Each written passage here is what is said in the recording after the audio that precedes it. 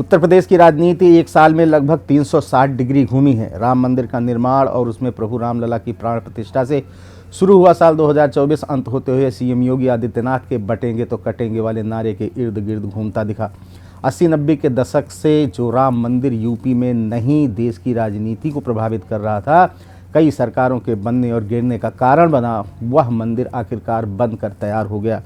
राम मंदिर निर्माण के बाद उत्साहित भारतीय जनता पार्टी 400 पार नारे के साथ लोकसभा चुनाव के मैदान में उतरी, लेकिन उसी यूपी ने फिर से भगवा पार्टी को झटका दे दिया, जिससे बाबरी विध्वंस के बाद 1993 में हुए विधानसभा चुनाव में भी भाजपा को झटका दिया था। साल 2024 यूपी में विपक्ष के मजबूत होने को लेकर भी याद किया जाएगा। समाजवादी पार्टी कांग्रेस गठबंधन ने कमाल कर दिया, लेकिन साल के आखिरी आते आते एक बार फिर ध्रुवीकरण की राजनीति ने अपना जोर दिखाया। इसमें जातीय ध्रुवीकरण की कोशिशें हाशिए पर जाती दिखी। वहीं जिस बुलडोजर के सहारे और आश्रय सीएम योगी आदित्यनाथ 2022 की बैतरणी पार कर चुके, वह पूरे साल गरजता रहा। हालांकि सुप्रीम कोर्ट के आदेश ने इसकी रफ्तार पर जरूर ब्रेक लगाई है। अयोध्या में राम मंदिर के प्राण प्रतिष्ठा समारोह के साथ ही देश के राजनीतिक रूप से सबसे महत्वपूर्ण उत्तर प्रदेश में वर्ष 2024 की शुरुआत हुई। चूँकि 1990 के दशक में भाजपा को राजनीतिक रूप से प्रमुख भूमिका दिलाने में मंदिर निर्माण आंदोलन ने अहम भूमिका निभाई थी, इसलिए इस प्राण प्रतिष्ठा समारोह को यूपी के राजनीतिक हलकों में कमंडल की राजनीति के चरमोत्कर्ष के रूप में देखा जा रहा था। हालांकि चुनावी लिहाज से यूपी में सत्तारूढ़ एनडीए और विपक्षी इंडिया गठबंधन के लिए वर्ष 2024 मुश्किलों भरा रहा। यूपी में यह साल राजनीतिक घटनाक्रमों से भरा रहा। राजनीतिक दलों के लोकसभा चुनाव और विधानसभा उपचुनाव में लगातार व्यस्त रहने के कारण वर्ष 2024 का लगभग आधा हिस्सा चुनावी मौसम रहा। इस बीच यूपी की राजनीति थोड़े थोड़े अंतराल पर नए मोड़ लेती रही और विपक्षी खेमा, खासकर सपा, राज्यसभा में लोकसभा के नतीजों से पैदा हुई उम्मीदों को जिंदा रखने के लिए कड़ी मशक्कत करती रही। सत्तारूढ़ भाजपा ने भी यूपी में लोकसभा चुनाव के नतीजों के तुरंत बाद अपनी रणनीति में बदलाव करने में कोई कसर नहीं छोड़ी। इलाहाबाद से कांग्रेस सांसद उज्जवल रमण सिंह कहते हैं कि उत्तर प्रदेश में विपक्षी खेमे के लिए 2024 का साल अच्छा रहा। लोकसभा के नतीजों ने पूरे देश में सकारात्मक संदेश दिया। यूपी में लोकसभा चुनाव के नतीजों का असर मौजूदा केंद्र सरकार की कार्यशैली में देखा जा सकता है।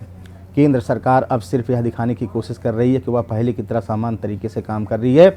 इसके उलट यूपी में सत्तारूढ़ भाजपा के लिए चिंता का एक बड़ा कारण लोकसभा चुनाव के दौरान यूपी में मंडल राजनीति के फिर से उभरने के संकेत थे।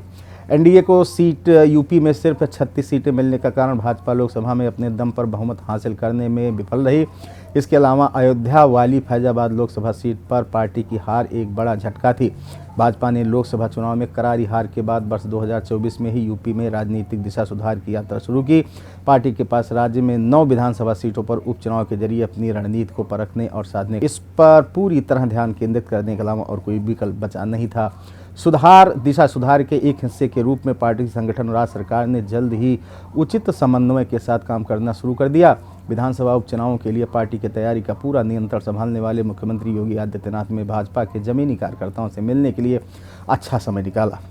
विधानसभा उपचुनाव में निर्णायक 7-2 की जीत ने राज्य में 2024 के लोकसभा चुनाव में हार का सामना करने के बाद भाजपा की तेजी से वापसी के स्पष्ट संकेत दिए। परिणामों ने ओबीसी और एससी मतदाताओं को अपने पाले में लाने में पार्टी की सफलता को भी संकेत दिया। भाजपा की प्रदेश इकाई के उपाध्यक्ष विजय पाठक ने कहा कि यह साल भाजपा के लिए यूपी में मिला जुला रहा।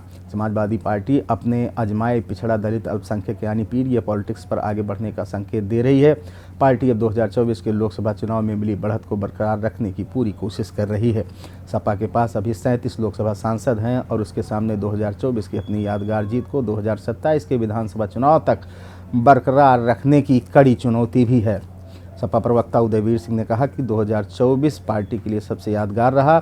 हम यूपी में लोकसभा चुनाव में सत्तारूढ़ भाजपा के लिए मुख्य चुनौती बनकर उभरे हैं। लोकसभा में हमारे शानदार प्रदर्शन ने पार्टी कार्यकर्ताओं का आत्मविश्वास बढ़ाया है। हम निश्चित रूप से 2027 यूपी विधानसभा चुनाव में भाजपा को सत्ता से बेदखल कर देंगे। 2024 में कांग्रेस के लिए उम्मीद की नई किरण आई। पार्टी ने राज्य की 6 लोकसभा सीटों पर जीत हासिल की। वहीं बसपा के लिए चिंताजनक संकेत रहा। पार्टी ने पहले उपचुनाव लड़ने से परहेज किया था, बाद में उपचुनाव में अपने उम्मीदवार उतारे। हालांकि वह 9 विधानसभा सीटों में एक भी जीत दर्ज नहीं कर सकी। आज़ाद समाज पार्टी के नेता चंद्रशेखर आज़ाद का यूपी की राजनीति में अनुसूचित जात के चेहरे के रूप में तेजी से उभरना भी बसपा के लिए चिंता का विषय रहा। आज़ाद अब नगीना सीट से लोकसभा के लिए चुन लिए गए हैं, जिसे कभी बीएसपी का गढ़ माना जाता था। यूपी की राजनीति में अहम भूमिका निभाने वाले राष्ट्रीय लोकदल यानी आरएलडी आखिरकार 2024 की शुरुआत में ही एनडीए के खेमे में शामिल हो गई। अब आरएलडी के अध्यक्ष जयंत चौधरी केंद्र सरकार का हिस्सा हैं। उनकी पार्टी के विधायक अनिल कुमार अब यूपी की बीजेपी सरकार में मंत्री हैं। लंबे अंतराल के बाद आरएलडी यूपी की सत्ता के गलियारों में लौटी है। यूपी उपचुनाव 2022 में बुलडोजर बाबा की छवि के साथ यूपी के सत्ता में वापसी करने वाले सीएम योगी आदित्यनाथ का तीसरी तिमाही तक कुछ उसी प्रकार प्रभाव रहा। कानून व्यवस्था और माफियाओं पर एक्शन में बुलडोजर प्रभावी भूमिका निभाता दिखा, लेकिन विपक्ष बुलडोजर जस्टिस के खिलाफ खड़ा हो गया। सुप्रीम कोर्ट में मामला गया। कोर्ट के दिशा निर्देशों के बाद बुलडोजर राजनीति पर लगाम लगती दिखी।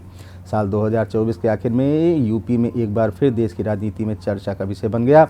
संभल में 24 नवंबर को शाही जामा मस्जिद सर्वे को लेकर भड़की हिंसा के बाद से यूपी की चर्चा गरमाई हुई है। इस हिंसा में 5 लोगों की मौत हुई थी। हिंसा की घटना के बाद से लगातार वहां खुदाई और पुलिस एक्शन जारी है। खबर में इतना ही। बने रहें नादी टीवी यूपी के साथ। शुक्रिया। अगर आप इस वीडियो को YouTube पर देख रहे हैं तो चैनल को सब्सक्राइब करें और बेल आइकन दबाना ना भूलें। अगर Facebook पर देख रहे हैं तो चैनल को लाइक करें।